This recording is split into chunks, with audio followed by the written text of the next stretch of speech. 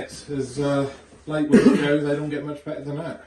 Yeah, massive, wasn't it? So pleased for Harley, obviously 16-year-old. Bless him, just enthusiastic. He's come on, he's been brilliant for us, and he's come on there, ran around and obviously stuck one in on a great volley at the back stick. Bless him, and then I think he's got a bit carried away with himself. He's whipped his top off, got a yellow for that, and then obviously ran in and levelled the fullback as well 2 minutes later to get the red card. But listen, that's a learning curve for him. I said to that as he was walking off, he was almost in tears, bless him. I said, don't worry about that. I did that when I was your age. I said, that's just a passion that if you take out a player, you lose that player. So I'd never take that fire out the belly. But so pleased for him. Brilliant, just a brilliant thing. I mean, the finish, a bit of technique to do that finish, wasn't it? Yeah, well, he's took it on the volley, on the side foot volley. So listen, he's got all the attributes at 16. He's a big size. He holds it up well. He wins his headers. He works hard. He can clearly finish. You know, I've said to Brooksy and numerous people, I said, in a couple of years, 2 or 3 years, he could be a real asset for West Beach Town if he keeps improving and listening, learning. Could be a huge asset because you know he's coming into men's football at 16 and not looking at a place at all. So fair play to him. Just you know, he's got to keep his head down and keep improving. Before the goal, what were you thinking on the pitch? Would you have taken the point? I think a point was a fair result over the course of the 90 minutes. I think they've had a couple of half chances. We've had a few little sniffs, and none of us have really put them away. I didn't think there was much quality in the game, but I don't think the wind allowed that. The first half, especially, it was blowing a gale across the pitch. So there was no real quality. And like you say, we have not gone 2 wins in a row all season, I don't think, till today. And I said that to them before the game. I said that's another little bridge we need to cross. It's another building block towards where we want to be. And whether it's first minute or 93rd minute, whatever it was, 2 wins in a row, it's improvement and it's in the right direction. First half, they probably had the better of the chances first half. You didn't actually really look at it, whether it was a combination of the weather and because you had that shower in between, made the pitch a bit sticky. I mean, did you have to get into him at half time a little bit, or? I think it was a case of after the Lord Mayor show, really, after Tuesday night. I think we went to the trenches Tuesday night to get that win, and it was a huge win for us. And there was a lot of leggy. It was a leggy first 30 minutes, I thought, to get into it, myself included. You know, and it took us time to get going.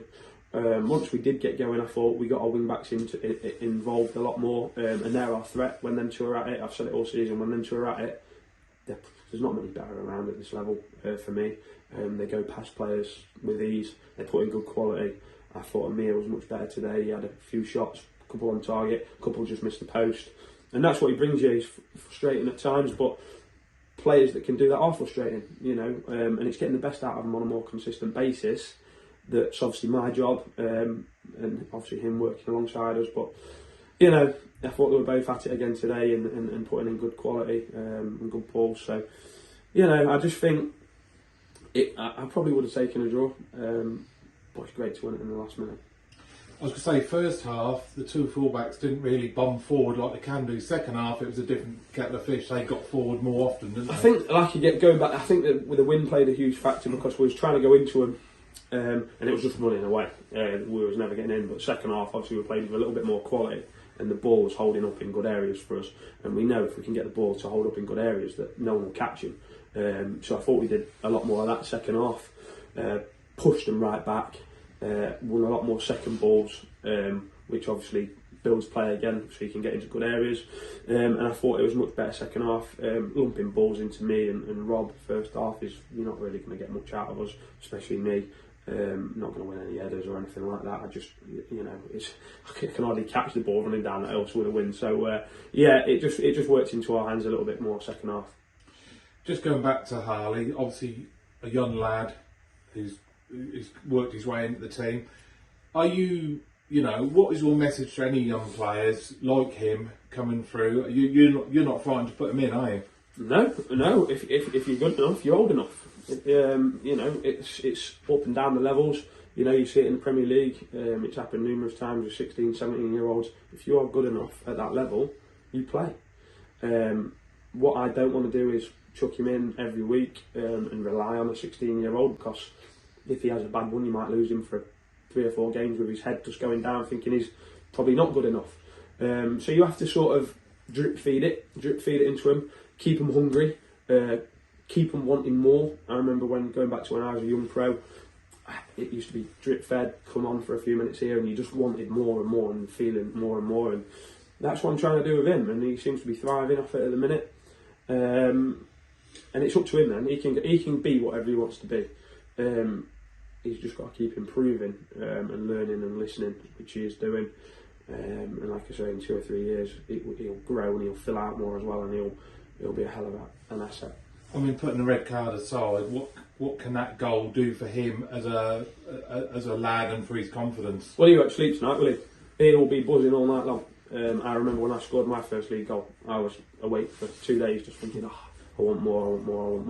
And that'll be him tonight. You know, I've gone in there and he's got a red card, but listen, that's not an issue.